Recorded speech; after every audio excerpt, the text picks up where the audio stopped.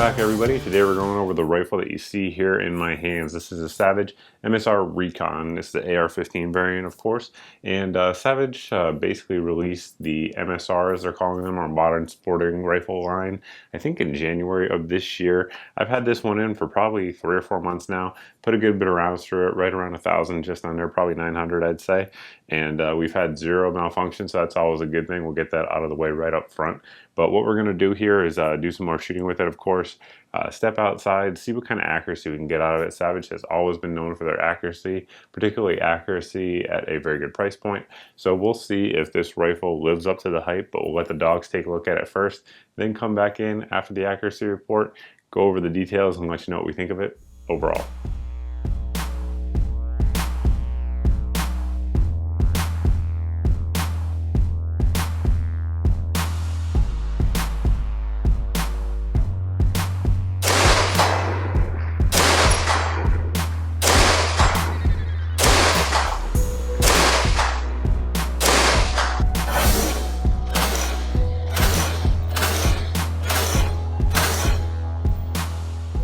As you guys can probably hear and see, we have some wind today. So we got about a 10 mile an hour, maybe 5 if it slows down, full value crosswind out here. So we're gonna get some real world shooting conditions for you.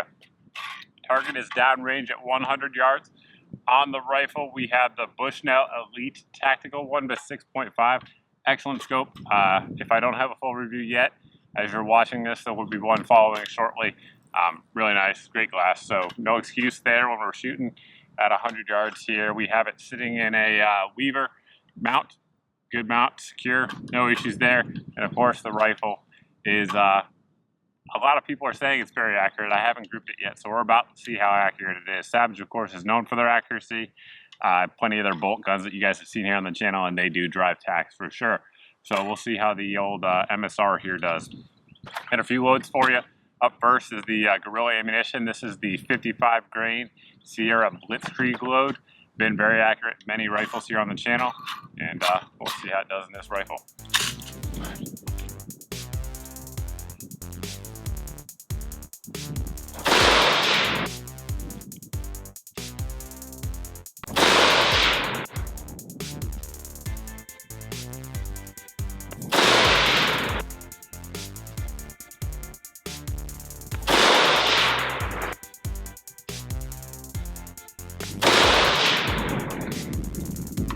Doesn't look too bad from here. Next up, we are gonna fire, this is the Federal 77 grain open tip match load here. It's a 5.56 chambering. So we'll see how that does. This stuff is also, really every one of these rounds, I should just get it out of the way, has been very accurate before in different guns. So we'll see how it does here in the Savage. That will be the heaviest load we're running today in terms of weight.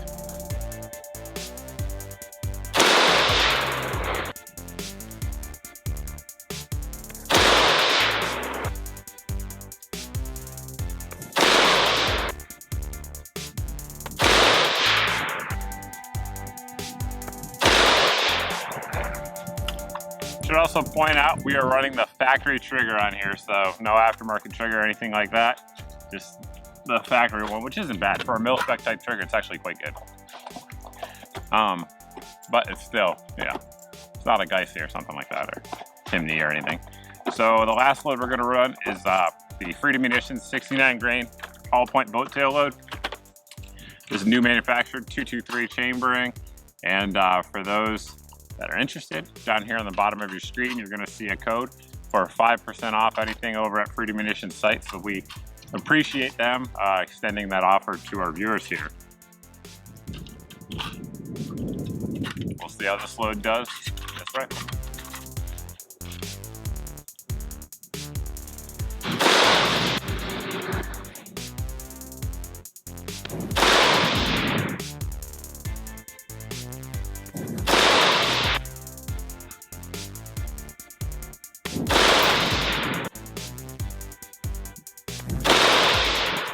Let's go check them out. I think right now I have over 900 videos here on the channel. Probably at least 100, maybe 200 of those have accuracy tests in them. I've never, not once I don't think, shot a semi-auto that has this kind of consistent accuracy across loads. So that's saying something. I'm very, very impressed with what we see here. Of course, we had the Gorilla here, and really I can make this tape measure a little shorter because we don't need it to be too long here.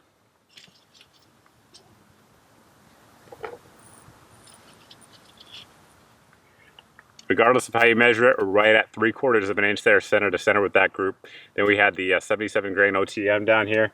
Definitely a point of impact shift, but wow, still stayed the same. Just so you guys know, on all of these, I was holding top right corner, every one of these groups. So this one moved a good bit, but it definitely still grouped just fine. Again, right at 3/4 of an inch with that load. Over here with the Freedom, and that one was the tightest.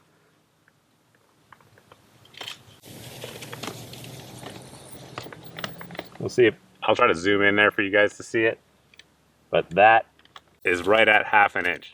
So, I mean, like I said, 100 or 200 of these videos I've done, I've never had one with a semi-auto group like that. So the rifle could shoot, and again, that's with the factory trigger in there. I suppose I'm repeating myself, but that was certainly some good accuracy. So what we have here is the barrel here on the rifle. Out front, we have the A2 birdcage flash hider. I do like the A2. I think it's actually very good and very hard to beat, particularly for the money. It does a decent job at eliminating flash and does a decent job at reducing recoil. So overall, fan of the A2 for sure. But what we're talking about here in terms of accuracy is that barrel. So the barrel itself is a 5R barrel, so it does have the 5R rifling, which is a little bit different in terms of how the bullet interacts when it goes down the barrel, how it interacts with the walls of the barrel. So generally speaking, 5R will give you a little bit more accuracy than your traditional button style rifling, which is generally going to be 6 or 8 grooves, depending on the caliber. So 5R rifle, the barrel itself does have a melanite QPQ treatment. That's a nitrided, similar process that a lot of other companies are doing. It's going to give you some good corrosion resistance, some good Rockwell hardness on there. And generally speaking, versus chrome lined, if we're talking about the sort of edge of accuracy capability, melanite will have an advantage versus the chrome lining.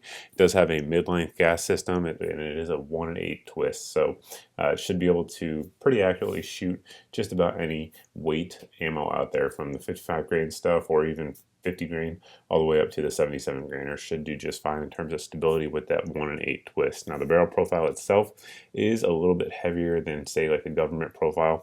Again, it's going to give you a little bit of added rigidity and lead to good accuracy like we just saw. So all those things combined give you the output that we just saw. It also has an 11-degree target crown here on the end that most Savage rifles are using. They brought that over here into the MSR line, which is a good thing.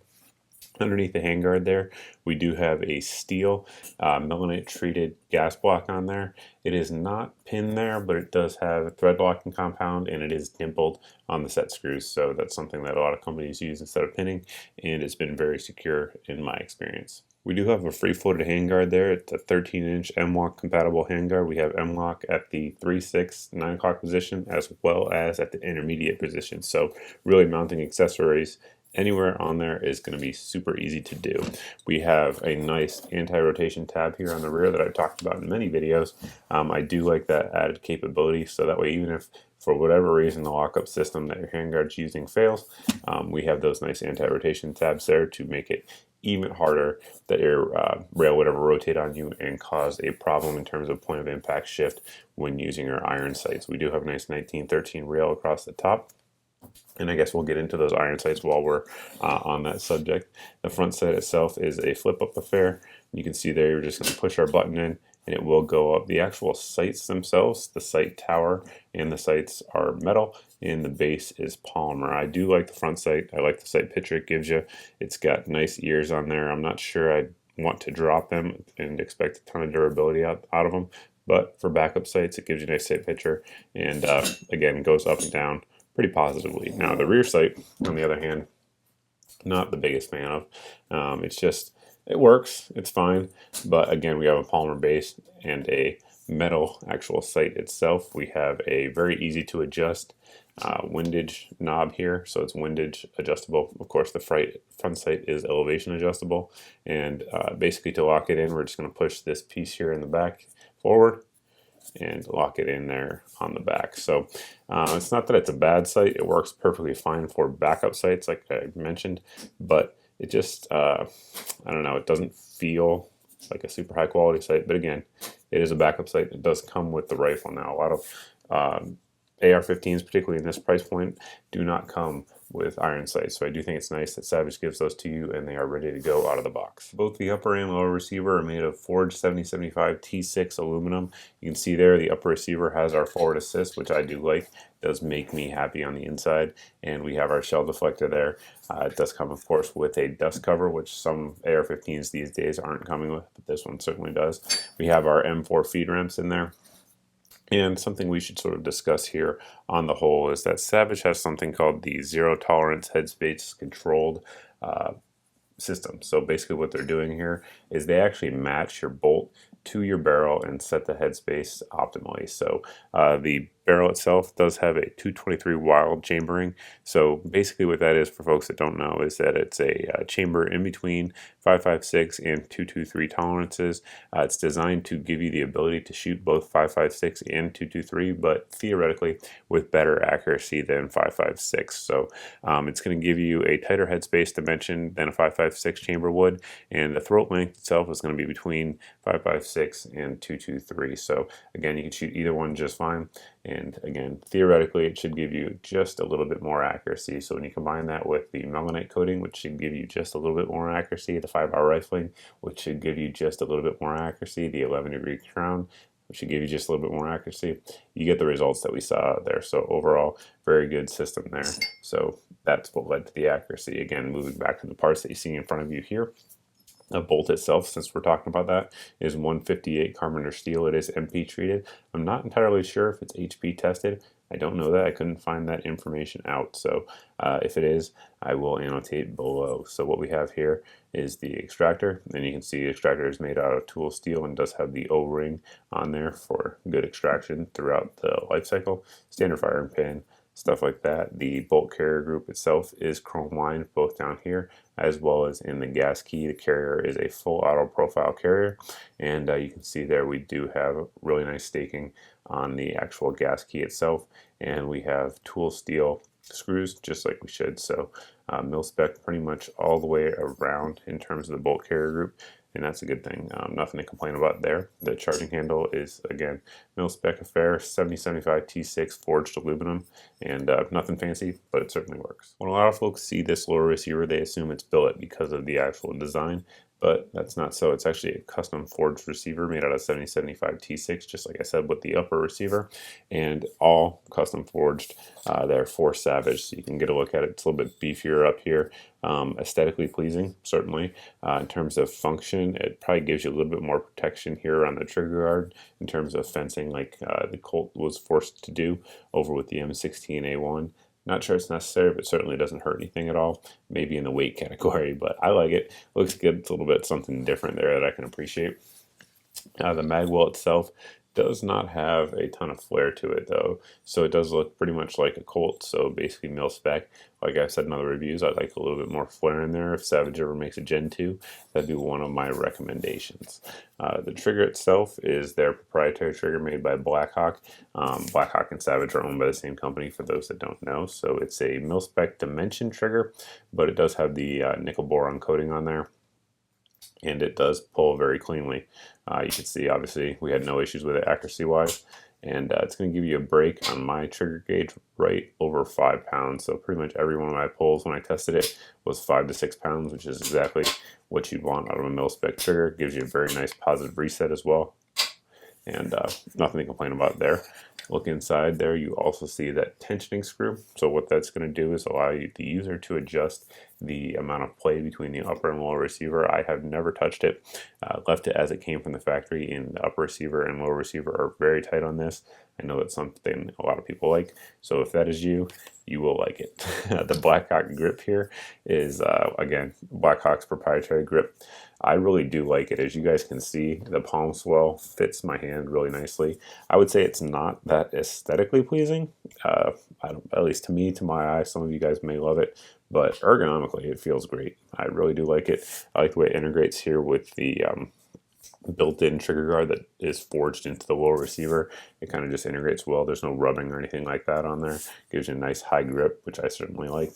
So that's certainly a good thing all the way around. The extension here on the lower is a 6-position mil-spec adjustable receiver, so receiver extension. It is staked. Again, some budget rifles out there are not doing that. You guys can see it does have the staking in there, and it does come with a carbine weight buffer and spring. So the stock itself, again, probably one of those things that a lot of people don't like in terms of the looks, but functionally it works great. We have QD sling adjustment points as well as your traditional sling adjustment point here on the rear. We have a very generous rubber pad on the back that probably isn't necessary for a 5.56, but it's not going to hurt anything. You can see cheek weld wise, it's a little bit bigger than like a Magpul MOE, but probably a little bit smaller than a B5 stop mod. So it's sort of somewhere in between, and that's something generally folks are going to like. One thing I don't want to say I don't like about it, because that wouldn't be a true statement, but one thing that kind of caught me off guard is going to adjust it. I would always reach in here in the back, because that's traditionally where I'm used to them being, but the actual adjustment point is up here. So you push up forward, and then you can actually adjust the length of pull. Down closer to the receiver, it's a little bit more solid. So I know some folks really like to have super tight stocks. Never really cared myself personally, but I know it's a pet peeve for some folks. So when it's down here, you can see just a little bit of play. When you fully extend it out, there's a little bit more play. I'm not sure if that comes across here on camera, but just one thing to note.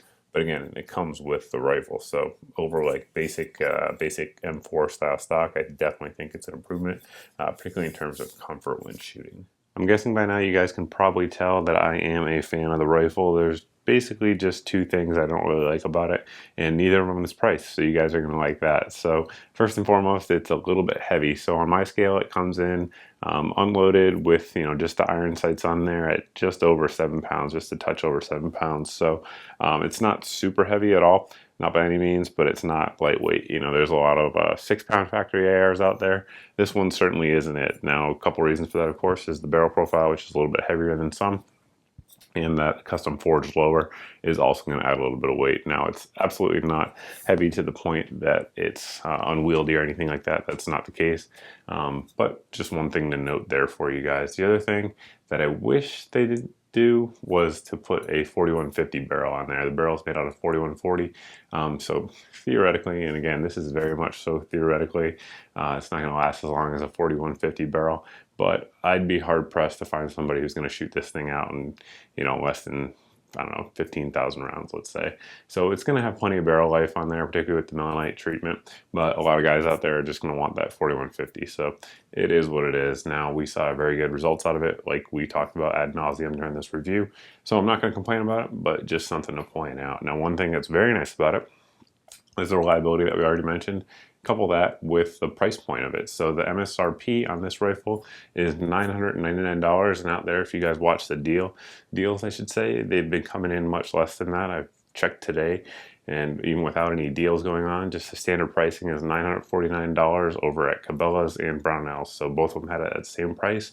Of course, they run sales and coupons and stuff like that from time to time. So if you're real stingy, you might be able to find one a little bit cheaper than that. So with everything you get with this rifle, to have an MSRP at $1,000 is pretty good. So you get a free-floated handguard, you get actual sights with the rifle, you get the furniture that is an upgrade over your basic M4, you get the Savage accuracy, both in name and in real life, like you guys saw out there. A very good quality bolt, good quality barrel. Those are really the heart of the rifle, free-floated. So there's a ton going on for it and a lot to offer. So I think Savage has a winner with this rifle. I haven't used their sort of budget entry version before, but I'd imagine a lot of the same parts are common.